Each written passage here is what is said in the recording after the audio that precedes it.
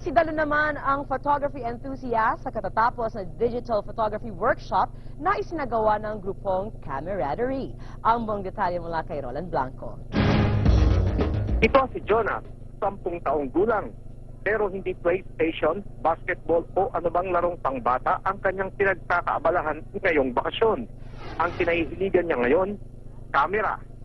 Si Jonas ang pinakabatang dumalo sa digital photography workshop ng Camaraderie, samahan ng mga photographer sa Riyadh. Bukod sa pagkuha ng mga litrato, marami pang ibang natutunan ang bata ukol sa photography basics. Yung paggagamit po ng Photoshop, ang paggagamit ng tamang aperture, shutter speed, mga ganun lang.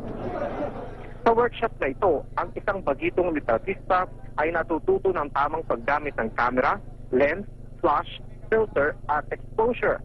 Isa rin sa kanilang mga matututunan ay ang pag-set up ng studio sa bahay. Bagamat walang gamit, scholar ng grupo si Enrico Espiritu. Bahagi ng kanyang pangarap pag nakauwi na siya sa Pilipinas ang magkaroon ng sariling studio bilang negosyo. Samantala, ngayong araw na ito, formal na bubuin ang grupo ng Camaraderie sa Jeddah. Ito anila ay para mapagsilbihan ang mga kapwa Pinoy sa Western region.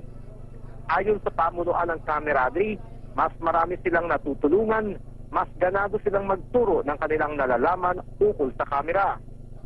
Sa mga may interes na sumali sa Camaraderie Jeddah, tumawag lamang sa mga bilang na 0505-913-632 at 0508-127-637.